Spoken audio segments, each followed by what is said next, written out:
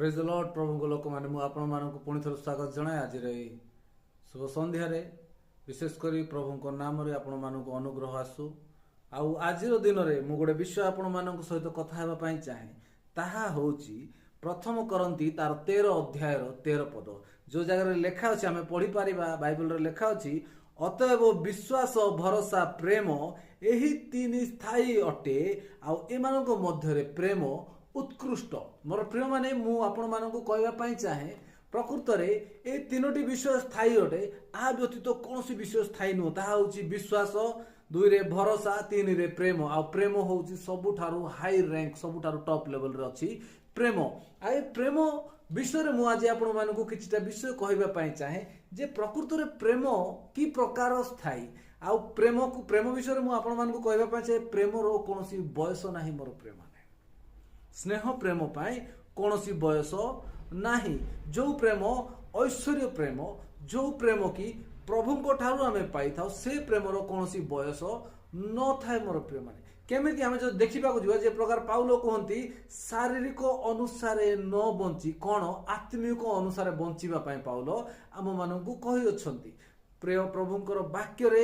लेखा ही अच्छी आत्मिक अनुसार बंचीबा पाई शारीरिक अनुसार नुह किंतु जेतेबेले आमे ए शरीर को देखुछु काहे कि शरीर विषय रे सी मना करूछंती आत्मिक विषय रे कहउछंती ए विषय को मु किछटा विषय आपन काहे टाली करके बुझाइबा पाई चाहे जेहेतु मोर प्रिय माने शरीर रो गुडे आयुष अछि गुडे बयस सीमा अछि जोटा कि दिने ना दिने नष्ट हो ए शरीर गोटे दिन वृद्ध हम गोटे दिन छोट थिला गोटे दिन बड़ हम गोटे दिन वृद्ध हम गोटे दिन समाप्त हो शरीर माटी रे मिसी जीवो किंतु मोर प्रिय माने गोटे आत्मिक व्यक्ति ता भीतर जते प्रेम आसे ऐश्वर्य प्रेम से प्रेम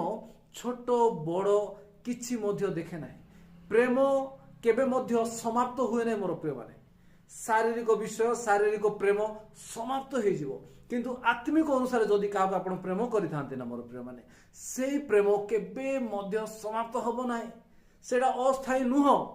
ताहा संपूर्ण रूप से स्थायी आज मु जदि जनकु सेही अनुसार प्रेम देई अछि आत्मिक अनुसार निहाती मु मरि गला परे मध्य मु गला परे मध्य से मते स्मरण रखिबे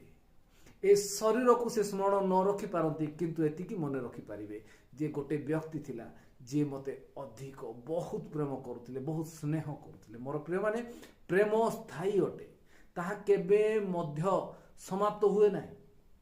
आउ ए विषय को बुझाइबा पाई ही मु आज आपण मानकु चेष्टा कली संपूर्ण रूप से निजकु आत्मिक मना करी आत्मिक अनुसार आपणा पड़ोसी की प्रेम करंतु।